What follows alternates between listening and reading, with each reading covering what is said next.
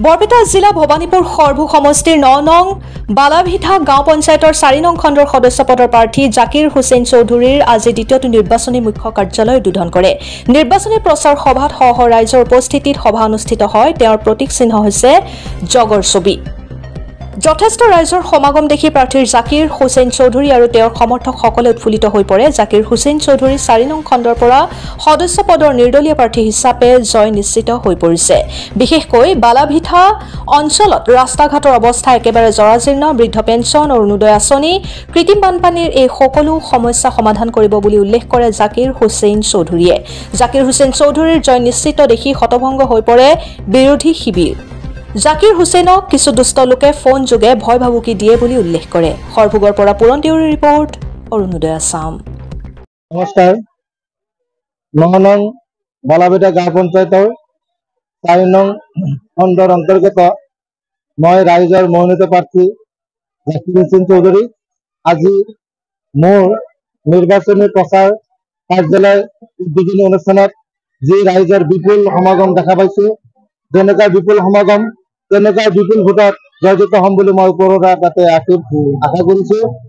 যি বিপুল সমৰ্থন ৰাইজে ইমানখিনি স্বতঃস্ফূৰ্তভাৱে ওলাই আহিছে, যাৰ কাৰণে মই আন্তৰিকতাৰে তেওঁলোকক শ্ৰদ্ধা নিবেদন কৰিছো আৰু তেওঁলোকৰ এই উৎসাহ উদ্দীপনাই আগন্তুক ৭ তাৰিখে যি পঞ্চায়ত নিৰ্বাচন, সেই নিৰ্বাচনত মোৰ পৰম শ্ৰদ্ধাৰ ভোটাৰ ৰাইজৰ যি বিপুল হাৰি, তেওঁলোকে বিপুল ভোটত মোক জয়যুক্ত কৰা বুলি মই আশাবাদী। ৰাইজক মোৰ এটাই কথা যে এজন পঞ্চায়ত সদস্য হৈ মই কিমানখিনি চৰকাৰী আঁচনি কৰিব পাৰো সেইটো ৰাইজে জানে। এটা বস্তু ৰাইজে আজিৰ তাৰিখত যে ক্লিয়াৰ হৈছে যে ৰাইজে মোক হয়তো ইয়াৰ আগত পঞ্চায়ত সভাপতি হিচাপে মোক নিৰ্বাচিত কৰিছিল। তাৰ পিছৰ পৰা আজি ১৫ বছৰ হ'ল এই ৰাইজৰ লগত যে মই ওতঃপ্ৰোতঃ জড়িত আছো, তাৰ এই ফলটো মই পাই আছো। আজি ৰাইজৰ লগতে ৰাইজৰ সেৱা কৰি আছো, তাৰ ফল হিচাপে আজি ৰাইজৰ মনোনীত প্ৰাৰ্থী হিচাপে মোক থিয় কৰাইছে। যেহেতু এবাৰ পঞ্চায়ত সভাপতি নিৰ্বাচন নাই, যেহেতু আমাৰ পঞ্চায়তৰ সদস্যৰ পৰাই সভাপতি নিৰ্বাচন হ'ব, যাৰ কাৰণে তেওঁলোকে ৰাইজে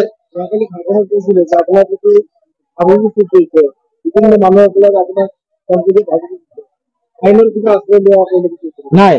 মই হয়তো আমাৰ যিখিনি সমৰ্থক, মই দুখীয়া তেওঁলোকে ভাইসকলক বা বন্ধুসকলক শ্ৰদ্ধাৰ ভোটাৰ ৰাইজক মই অনুৰোধ জনাও যে যাতে এই দেশৰ ভোট কাক দিব নিদিব এইটো মৌলিক অধিকাৰ, কোনেও যাতে কাকো দাবী ধমকি নিদিয়ে, শান্তি শৃংখলা বজাই ৰাখি যাতে আমাৰ এই নিৰ্বাচন আগন্তুক পঞ্চায়ত নিৰ্বাচনটো অনুষ্ঠিত হয়, তাৰ বাবে মই সকলো ৰাইজক বিনম্ৰতাৰে অনুৰোধ জনাইছো কোনো দাবী ধমকি কাকো দিব নালাগে। এইটো আচলতে অন্যায়, এইটো হ'ব নালাগে। মোৰ বহুত ৰাইজৰ দাবী ধমকিৰ সন্মুখীন হৈছে যদিও মই কোনো আইনৰ প্ৰশ্ৰয় লোৱা নাই, মই আইনক অৱগত কৰা নাই।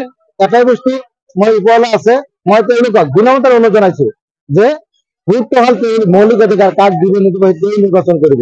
তাৰো কথা এই দেৱানীৰ কথাটো আজিকালি দিনত নাই। আজিকালি দিনত মানুহবিলাকে জনা হৈছে, শিক্ষিত হৈছে, তেওঁলোকে কাক দিলে, যোগ্য প্ৰাৰ্থীক দিলে তাৰ দ্বাৰা এই গাঁওখনৰ এই ৱাৰ্ডৰ উন্নতি হ'ব, ৰাইজৰ সেৱা কৰিব পাৰিব, সেইখিনি নিৰ্বাচিত কৰিব। এই ক্ষেত্ৰত কোনো কাকো বাধা দিব নালাগে, এইটো মই বিনম্ৰতাৰে অনুৰোধ জনাইছো।